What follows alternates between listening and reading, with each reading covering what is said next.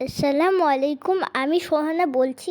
আর আজকে ভিডিওতে আমরা সূরা কুরাইশ সম্পর্কে জানব। তো সূরা কুরাইশ হচ্ছে মাক্কি সূরা এবং এই সূরার 4টি আয়াত রয়েছে। আমি সূরা কুরাইশ পড়ে শোনাচ্ছি। আউযু বিল্লাহি মিনাশ শাইতানির রাজিম। বিসমিল্লাহির রহমানির রহিম।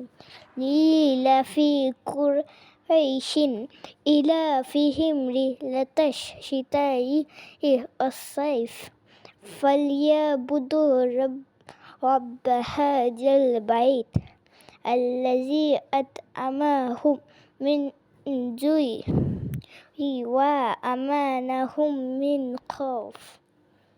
যার অর্থ, যেহেতু কুরাইশরা অভ্যস্ত হয়ে গিয়েছে শীত ও গ্রীষ্মকালের সফরের অভ্যাসে, সুতরাং তাদের উচিত এ ঘরের কাবা রবের ইবাদত করা, যিনি ক্ষুধায় তাদেরকে আহার দান করেছেন, ভয়ভীতি হতে নিরাপদ রেখেছেন। তাফসীর।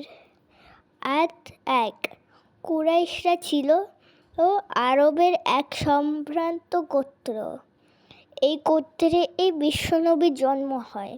পবিত্র কাবা ঘরের তত্ত্বাবধায়ক হিসেবে কুরাইশরা ছিল আরবের অন্যান্য গোত্রের নিকট অত্যন্ত সম্মানীয়।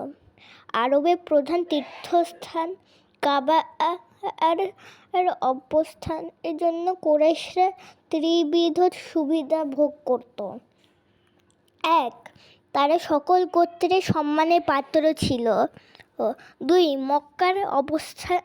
মক্কার অবস্থান ছিল আরবের কেন্দ্রভূমিতে। এই অবস্থানের জন্য তারা অন্যান্য দেশের সাথে ব্যবসার সুবিধা লাভ করত, যার ফলে এখানে ব্যবসা বাণিজ্যের প্রসার ঘটে এবং কুরাইশরা উপকৃত হয় এবং বিভিন্ন দেশের নিকট সম্মানীয় গোত্র হিসেবে পরিচিতি লাভ করে। 3.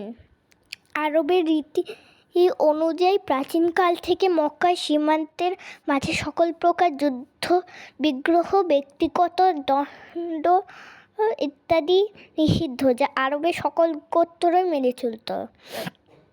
সুতরাং কুরাইশরা নিরাপত্তা ভোগ করত, অন্যের দ্বারা আক্রমণের কোনো ভয় তাদের থাকত না। যে সব সম্মান ও সুবিধা তারা কাবা ঘরের তত্ত্বাবধায়ক হিসেবে ভোগ করত, তার পরিবর্তে তাদের আল্লাহর কাছে কৃতজ্ঞ থাকা উচিত ছিল। তাদের কি উচিত নয় যে তারা আল্লাহর একত্বের প্রতি বিশ্বাস স্থাপন করবে এবং আল্লাহ তার রাসূলের মাধ্যমে যে প্রত্যাদেশ প্রেরণ করেছেন তাতে মনোযোগী হবে? সেই যুগে বিশ্বজুড়ে ছিল মানুষের জন্য নিরাপত্তার অভাব। সেই যুগে কাবা ঘরের তত্ত্বাবধায়ক হিসেবে তারা প্রতিবেশী সকল গোত্র এবং সিরিয়া, পারস্য, ইয়েমেন ইত্যাদি দেশের শাসকদের নিকট থেকে নিরাপত্তা ভোগ করত। কুরাইশরা কাবার খাদেম থাকার ফলে সকলেই শ্রদ্ধার পাত্র ছিল।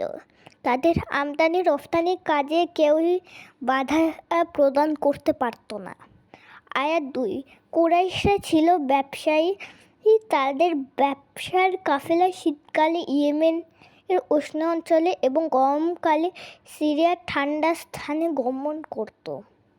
কুরাইশদের বাণিজ্য উপলক্ষে সারা বছরই ভ্রমণ করতে হতো, যার ফলে তারা বিভিন্ন সংস্কৃতি ও ভাষার সংস্পর্শে আসার সুযোগ লাভ করত এবং তাদের ভাষাকে সর্বাঙ্গীন সুন্দর করার সুযোগ পায়। আয়াত 3। গৃহ দ্বারা এখানে কাবা শরীফকে বোঝানো হয়েছে। গৃহের মালিক হচ্ছেন আল্লাহ স্বয়ং।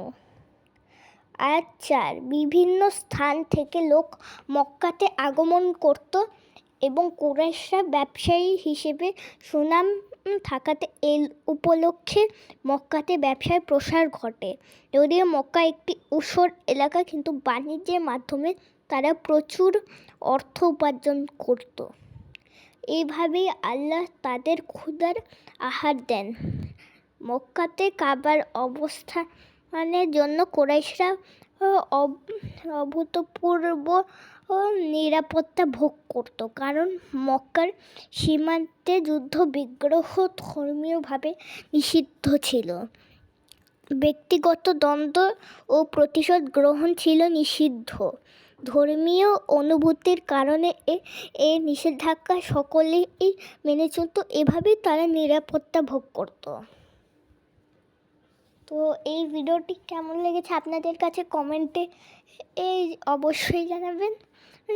লাইক সাবস্ক্রাইব করবেন, বেশি বেশি শেয়ার করবেন, আমার পাশে থাকবেন, ভালো থাকবেন, সুস্থ থাকবেন। আসসালামু আলাইকুম।